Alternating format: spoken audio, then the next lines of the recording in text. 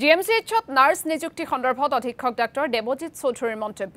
চিকিৎসালয় ব্যৱস্থাপনা সমিতিৰ তৰফৰ পৰা নিযুক্তি দিয়া হৈছে 15 গৰাকী নাৰ্ছ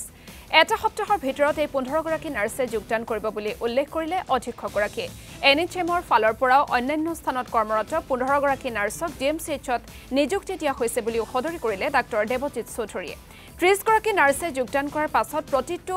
এনআইচিউত 3 গৰাকীকৈ নাৰ্ছ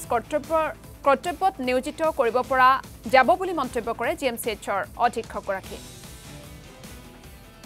অলৰেডি প্ৰচেছটো চলি আছিলে এদিনতো কোনো মানে এজন নাৰ্ছ বিচাৰি পেলাই আনিব নোৱাৰে কাৰণ প্ৰচেছটো চলে এডভাৰটাইজমেণ্ট দিয়ে এইখিনি অলৰেডি আগৰ পৰা চলি আছিলে তো এইখিনি সেই সময়তে এই চিটুৱেশ্যন এটা হ'ল যে ইনচিডেণ্ট এটা হ'ল তো মানে কি হ'ল আপোনাৰ আমাৰ এপ্লিকেশ্যন দিয়া ইণ্টাৰভিউ লোৱা সেইখিনি প্ৰচেছ প্ৰায় হৈছিলে এইখিনি সময়ত এইটো হ'ল তো আমাৰ এপইণ্টমেণ্ট লেটাৰ অলৰেডি এতিয়া চিলেকশ্যন যাৰ হৈছিলে চিলেকশ্যন প্ৰচেছটো খুব নিয়মিতভাৱে কৰিছে আৰু তাতে 15 গৰাকী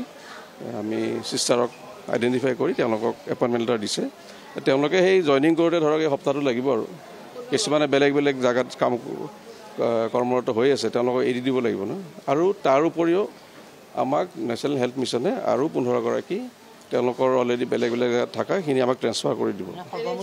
এনএইচএমৰ ফালৰ পৰা 15 জন আহিব আমাৰ এইচএমএছ আমাৰ যোনটো হস্পিটেল মেনেজমেণ্ট ছ'চাইটি আমি নিজে লোৱা তাৰমানে সেইখিনি 15 জন তো 30 জন নাৰ্ছ আহিলে আমাৰ বেলেগ বেলেগ জেগাত নিকুতো দিম বেলেগ জেগাতো লাগিব হ'ব সিহঁতক হৈ যাব তেতিয়া আমাৰ মানে কিছুমান আমাক প্ৰতিবেদন দিছিলে